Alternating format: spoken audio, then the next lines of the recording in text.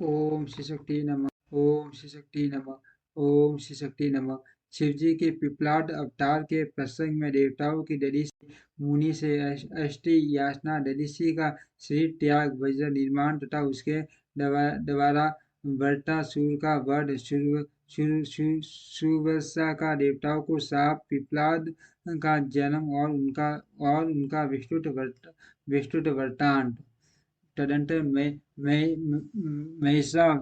महिषावतार तथा वशेषावतार का चरित्र सुनाकर नंदीश्वर ने कहा, माँ बुद्धिमान सनत कुमार जी, हव तुम अत्यंत आदर पूर्वक महेश्वर के पिपलाद नामक परमोत्कृष्ट अवतार का वर्णन सर्वं करो। यह उत्तम ज्ञान भक्त की वृद्धि करने वाला है। मुनिवर, एक समय दैत्यों ने वृत्रासुर की सहायता से इंद्र आदि समस्त देवताओं को पराजित कर दिया। तब उन सभी देवताओं ने सहसा दधीचि के आश्रम में अपने अस्त्रों को फेंक कर तत्काल ही हार मान ली। तत्पश्चात मारे जाते हुए वे इंद्र से संपूर्ण देवता तथा देव शीघ्र ही ब्रह्मलोक में जा पहुंचे और वहां ब्रह्मा जी से उन्होंने अपना वह दुखड़ा कह सुनाया। देवताओं का वह कथन सुनकर लोक पितामह ब्रह्मा ने सारा रहस्य यथापूर्व से प्रकट कर दिया कि यह सब त्वष्टा की करतूत है। त्वष्टा ने ही तुम लोगों का वध करने के लिए तपस्या द्वारा इस तेजस्वी वृत्रासुर को उत्पन्न किया है। यह दैत्य महान आत्मबल से संपन्न तथा समस्त दैत्यों का अधिपति है। अतः अब ऐसा प्रयत्न करो जिससे इसका वध हो सके। बुद्धिमान देवराज, मैं धर्म के कारण इस विषय में एक उपाय बतलाता हूँ, सुनो। जो दधीचि नाम वाले महामुनि हैं, वे तपस्वी और जितेंद्रिय हैं। उन्होंने पूर्व काल में शिव जी की समाराधना करके वज्र शरीर की अस्थियां हो जाने का वर प्राप्त किया है। अतः तुम लोग उनसे उनकी हड्डियों के लिए याचना करो, वे अवश्य दे देंगे। फिर उन अस्थियों से वज्रदंड का निर्माण करके तुम निश्चय ही उससे वृत्रासुर को मार डालना। नंदीश्वर जी कहते हैं, मुने, ब्रह्मा का यह वचन सुनकर इंद्र, देव गुरु बृहस्पति तथा देवताओं को साथ ले तुरंत ही दधीचि के उत्तम आश्रम पर आए। वहां इंद्र ने सुवर्षा सहित दधीचि मुनि का दर्शन किया और आदर पूर्वक हाथ जोड़कर उन्हें नमस्कार किया। फिर देवगुरु बृहस्पति तथा अन्य देवताओं ने भी नम्रता पूर्वक उन्हें सिर झुकाया। दधीचि मुनि विद्वानों ने श्रेष्ठ तो थे ही, वे तुरंत ही उसके अभिप्राय को टाल गए।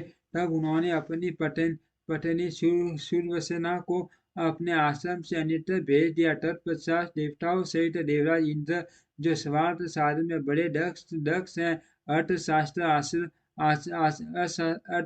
का आश्रय लेकर मुनिवर से बोले। इंद्र ने कहा, मुने, आप महान शिव भक्त, दाता तथा शरणागत रक्षक हैं, इसीलिए हम सभी देवता तथा देव ऋषि तपस्या द्वारा अपमानित होने के कारण आपकी शरण में आए हैं। विप्रवर, आप अपनी वज्र में अस्थियां हमें प्रदान कीजिए, क्योंकि आपकी हड्डी से वज्र का निर्माण करके मैं उस देवद्रोही का वध करूंगा। इंद्र के यो कहने पर परोपकार परायण दधीचि मुनि ने अपने स्वामी शिव का ध्यान करके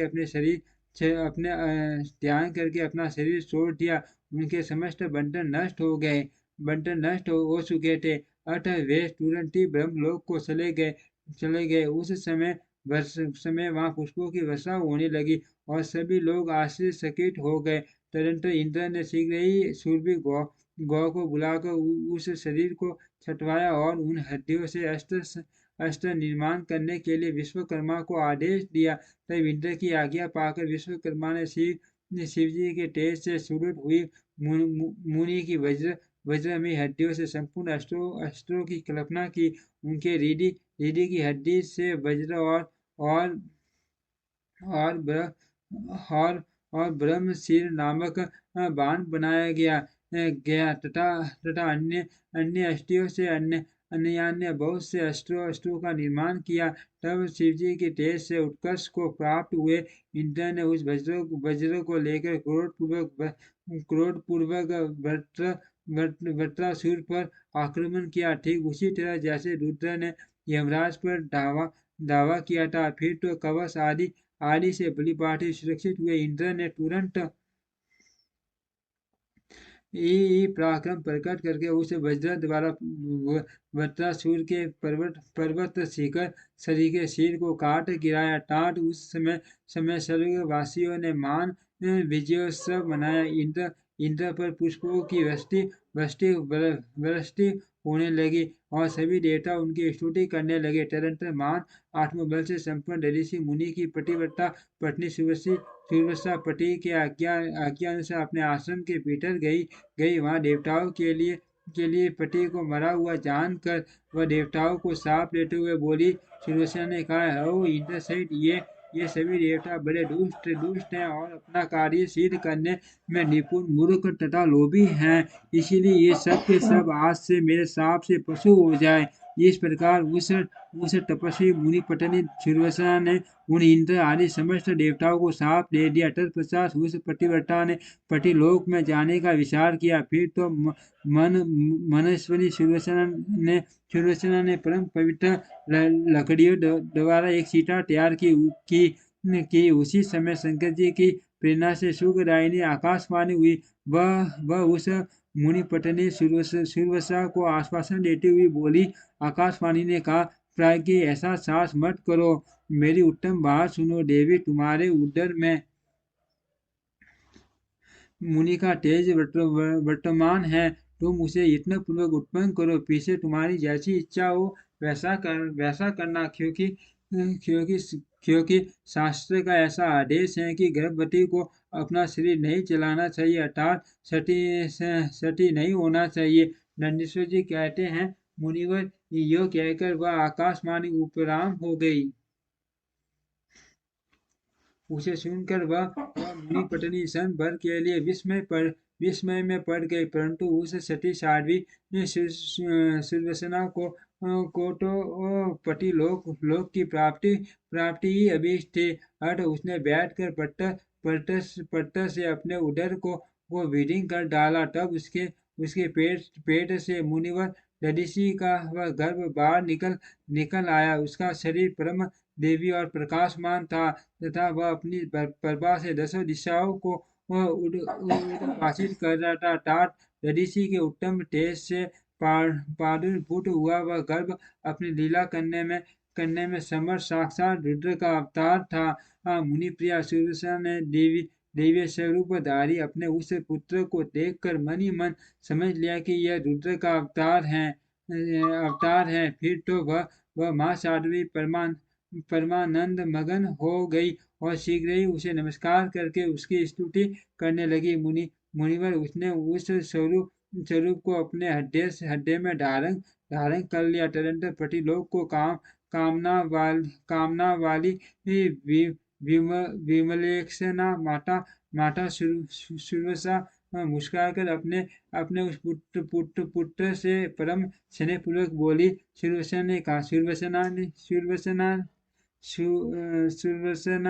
कहा, टाट परमेशान, तुम इस अश्वत्थ वृक्ष के निकट चिरकाल तक स्थित रहो। माँ बाप तुम समस्त प्राणियों के लिए सुखदाता हो और अब मुझे प्रेम पूर्वक पतिलोक में जाने के लिए आज्ञा दो। वहाँ पति के साथ रहती हुई मैं रुद्र रूपधारी तुम्हारा ध्यान करती रहूंगी। नंदीश्वर जी कहते हैं, मुने साध्वी सुरसना ने अपने पुत्र से यो कहकर परम समाधि द्वारा पति का ही अनुगमन किया। मुनिवर इस प्रकार दधीचि पत्नी सुरसा शिवलोक में पहुंचकर अपने पति से जा मिली और आनंद पूर्वक शंकर जी की सेवा करने लगी। तात इतने में ही हर्ष में भरे हुए इंद्र से समस्त देवता मुनियों के साथ आमंत्रित हुए कि तरह शीघ्रता से वहां आ पहुँचे, तब प्रसन्न बुद्धि वाले ब्राह्मण ने उस बालक का नाम पिपलाद रखा। फिर सभी देवता महोत्सव मनाकर अपने अपने धाम को चले गए। तदनंतर महान ऐश्वर्यशाली रुद्र अवतार पिपलाद उसी अवस्था के नीचे लोगों की हित कामना से चिरकालिक तप में प्रकट हुए।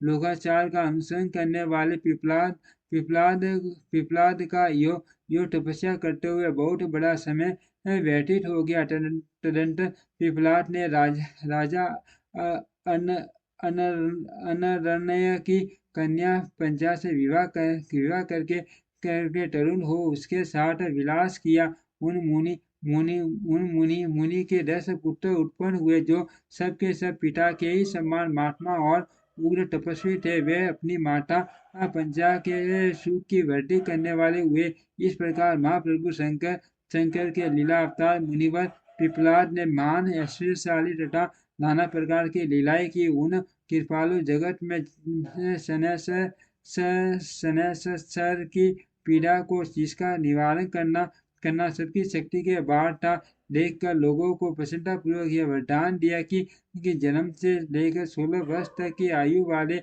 मनुष्यों को तथा शिव भक्तों को शनि की पीड़ा नहीं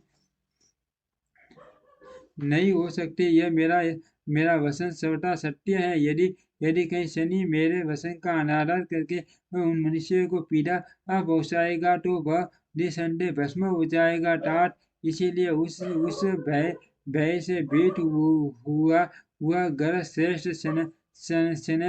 सर विकट होने पर भी वैसे मनुष्यों को कभी पीड़ा नहीं पहुंचाता। मुनिवर, इस प्रकार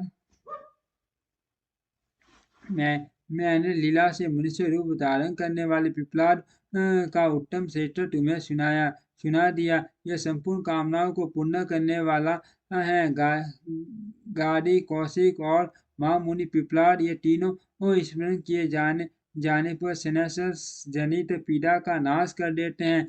वे मुनिवर दधीसी, जो परम ज्ञानी सत्पुरुषों के प्रिय तथा महान शिव भक्त थे, धन्य है जिनके यहाँ स्वयं आत्मज्ञानी महेश्वर पिपलाद नामक पुत्र होकर उत्पन्न हुए। तात यह आख्यान निर्दोष स्वर्गप्रद